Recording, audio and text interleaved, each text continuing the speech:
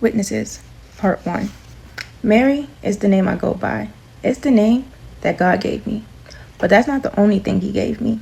He placed gifts within me, like the sermon, which, by the way, helped me notice how society operates, like the way communities decide what is acceptable and how we should behave to fit in, or how accustomed people are to adopt, adapt, and pass that behavior model on to future generations. Many people assume, or at least hope, that their future descendants will fit into society like a piece to a puzzle they designed. And if that person decides they don't want to fit into that puzzle that was laid out before them, that's when the games begin. What starts as finding your place in this world quickly turns into a game of cat and mouse. And guess who's being targeted as the mouse? The ones who never wanted to play this game from the start.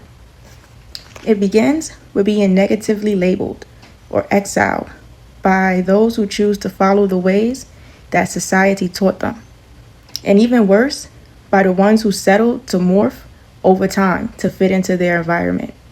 The sad thing is, no one wants to believe that their way of living isn't right.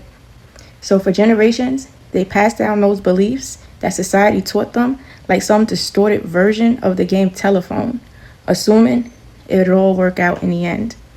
Come back for part 2. Okay, part 2. Many people forget the true meaning of life. They forget who's truly in control of their outcome. And if you try telling them to trust their life into the hands of the Creator, God, look at how most of them will look at you, as if you just told them a bad joke.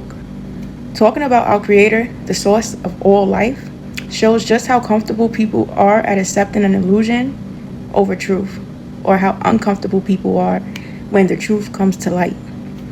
They assume that if they do things their way, it'll all work out in the end. Sadly, believing that illusion doesn't work. It only ends up costing them in the end. Well, only if they don't change their mindset. Otherwise, they end up falling victim to the invisible trap set out before them due to their worldly perspective/desires over truth. The cool thing is, when you seek truth, you'll find it and break free from the rat race. You start to see things from a flipped perspective, from the world's view. You can learn that most of society lives just to impress or please other people. They work hard so they can have their heart's desires. But if you were to dissect that heart, what would you find inside of it though? For most people, it's empty or filled with sadness, jealousy, hurt, anger.